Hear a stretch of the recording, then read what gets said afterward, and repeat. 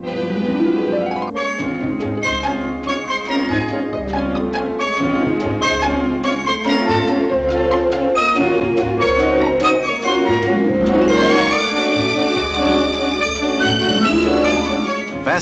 for sport parachuting is rapidly expanding to the related yet more thrilling feats of free-fall skydiving.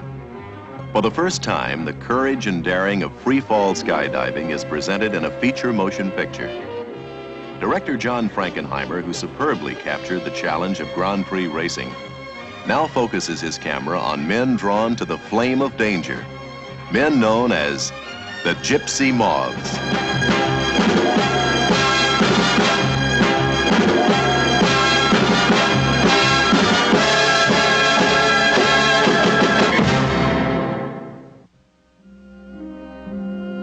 The earliest idea for a parachute is credited to the prolific genius of Leonardo da Vinci. An astonishing idea for its time, Leonardo's parachute never became more than a simple sketch. And yet, this forecast was vested with a germ of genius that would eventually blossom into reality 470 years later. Reality is the most important element to director Frankenheimer in filming both dramatic and skydiving sequences. To this end, Metro-Goldwyn-Mayer and producer Edward Lewis sent the Gypsy Moths production company of 150 to 12 Kansas locations for 3 months of filming. Stars of the film are Burt Lancaster, Deborah Carr, Gene Hackman from Bonnie and Clyde fame, and Scott Wilson from In Cold Blood. I've never seen a picture really where more attention has been paid to the authentic way to do things. John has collected them, John Frankenheimer has collected around him some of the very best parachutists in the entire country. Interestingly enough, he didn't get regular professionals. He got amateurs who have been jumping for years in spot jumping, exact jumping. And he got them to do things that they had never done before. The courage and daring of 7 men is responsible for the skydiving film. Meet Carl Banish, electrical engineer; Mike Mills, surveyor; Garth Taggart, aerospace components inspector; Russell Benefield, aerospace quality controller; Jay Gifford, sheet metal craftsman; Jerry Roulard, law enforcement officer; and Dave Thompson, draftsman. I didn't exactly know how I wanted to film the aerial sequences when I started. I had to experiment and try all kinds of things. And I had to find really young guys who were willing to do that. Of all the experimental techniques used in the Gypsy Moths, none gave more amazing results than the skydiving helmet camera, here being aligned for accuracy. Jay, why don't you sight my camera on the chimney over there, and I'll align this Newton ring sight on the chimney also, so that I see the same thing. Okay, I have it right on the top. Okay, I'm a little bit high and to the left. There, are you still on? Yeah, right on the top. Good, we have it. And also, trying to capture speed has been a problem, because if you're moving at 180 miles an hour and the object you're photographing is moving at 180 miles an hour, it looks like you're both standing still. During pre-production, we went through a long period of thinking up and developing stunts. And one of these stunts that we thought up was taking a gas station hand towel and flying it through the air. The first time we tried it, we had very little control, and we found that because of the drag on the towel, it was slowing the jumpers up that were hanging onto the towel, but the cameraman, without this drag, went right on by and couldn't stay at the same level. We also had a very difficult time trying to have a man hang on to the middle of it. The centrifugal force would pull your arm up when you tried to rotate it. So we developed a banner or scarf that was made of 4,000-pound nylon tubing with sections of parachute sewn on for a visual effect in the air and easy sighting from the ground. Once the divers solved the technical problems, they worked to give the audience a feeling of participation.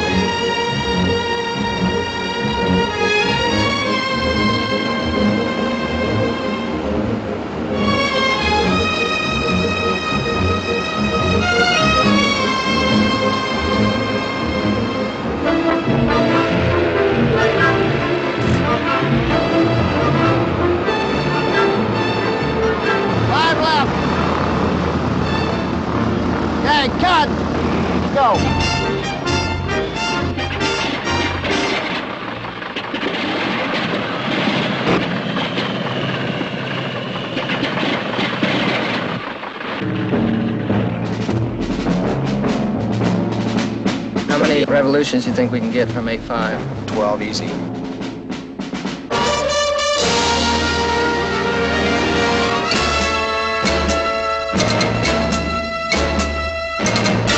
Once it gets spinning fairly well, you're going to have all you can do to hold on.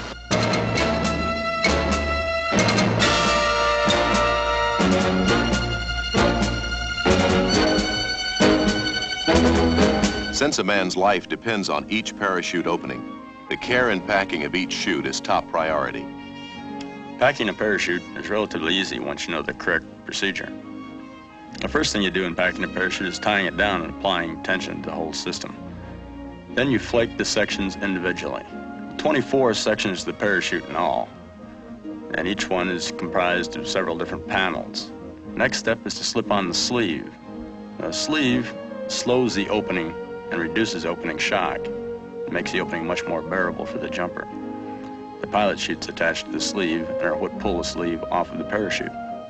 Once we pull the sleeve over the parachute, we then stow the lines on a flap of the sleeve. We stow the lines in rubber bands.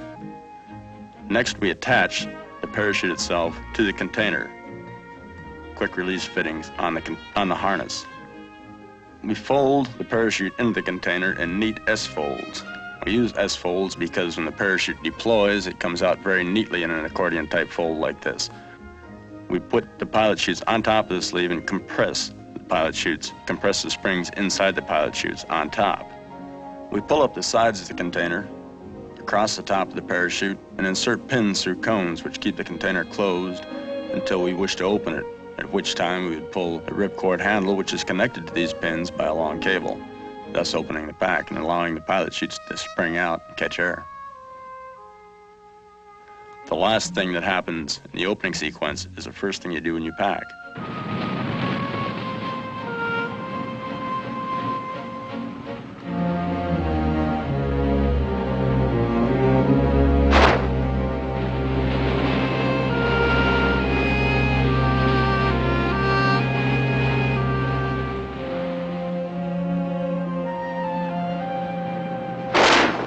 The actual story concerns 3 stunt parachute jumpers who come into a Midwestern town for a weekend to give a show on the 4th of July, or the day before the 4th of July. And it's what happens to them during those 2 days, and what happens to the people that they come in contact with. I like to do all my films on location if I possibly can. I feel that it adds a great deal of authenticity to a film. I feel that I work much better on location. If we have gusts of wind over 22 miles an hour for less than 5-minute periods, we have a no-jump condition. If it stays under 22 miles an hour for longer than 5 minutes, then we can jump. When they land, they have a chance of hitting drug and also landing in a hazardous area, like, for instance, the farmhouse over there. How slow do the winds have to be going for the dangerous, really dangerous jumps? 1 to 12 miles an hour. At 200 feet above the ground, I noticed I was drifting towards a farmyard. There was nothing except to more or less close my eyes and hope. I missed a barn. My chutes collapsed around me and lambs ran right in one of them, tangled up. The unpredictable Kansas wind inevitably caused accidents during the filming of 1,300 jumps. Dave Thompson here takes the hard landing that broke his collarbone. True to the tradition of a professional, Dave finishes the scene with Burt Lancaster, his arm hanging limply by his side. The skydiving is so fantastic, but I'm sure it'll be something that will appeal to young and old and everybody, because it's being shot in a way that nobody has ever seen this skydiving done before. And We're going to have to come up with what they call a cape jump. Now, that sounds to me like it's that old barnstorming bat wing. The bat stunt was a big drawing card in the 20s and 30s.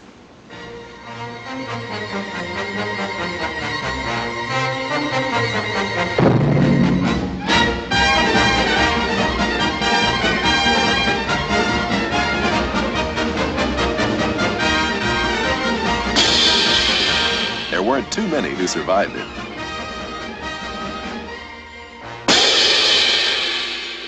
This is the first set I designed, first set of bat wings.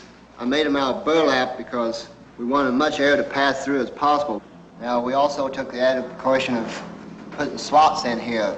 We didn't know how much strength it was going to take to hold these wings. As far as holding on to these wings, I found that just small handles out to the end was working out the best. After a few test jumps on these wings, I found that there was a couple items that we could salvage, mainly the handle and the way they was attached to the jumpsuit. This is essentially my first set of wings. I had a jettison system running along here all the way and connected up on the arm under here. I had wooden dowels in here. Of course, they broke when they hit the ground. I had to replace all the dowels. So we eliminated those, cut the aluminum rods and put in here instead of wooden so they wouldn't be breaking all the time. I jumped them a couple of times this way, and I found that the wings were way behind me. They shouldn't have been up that high. Also, they were a terrible strain on the arms with this larger size. The biggest problem turned out to be regulating your rate of descent relative to that of the cameraman. You found the rate of fall between you and the cameraman quite a bit different. We find that we can slow up so much more than he can, that he just falls away from us. But when we dive faster than he does. You really streak past the cameraman. Of course, you are moving 120 miles an hour. Well, actually, in a dive, you can get better than 120 here. What do you think you can get? I think 150 at least, even with the wings. When I land with the wings, we have 5 aluminum stays under each arm, and consequently, when you land and roll, they could jam up into your ribs, and you just have to do it just right, or else you'll impale yourself on one of the bat wings. Next shot, Alan, will be parasail. 2 Sundays in a row we were supposed to come out here and practice. And one day it rained just terribly. The other day the winds were up to about 45 miles an hour. See, the whole trick in this thing is the wind. It's in the area of the wind that you run into real danger. We're able to do it today because the wind stayed constant between 10 and 15 miles an hour. Inflate the canopy, please. The birdling has his parachute. Inflate the canopy. Now, you can help us by being quiet, please. Don't applaud until I tell you. Roll your cameras. All right. Applause. Action! Para-commander parachute can, in the middle of a strong gust of wind, keel over, and that would be terribly dangerous. I was apprehensive not having done it, but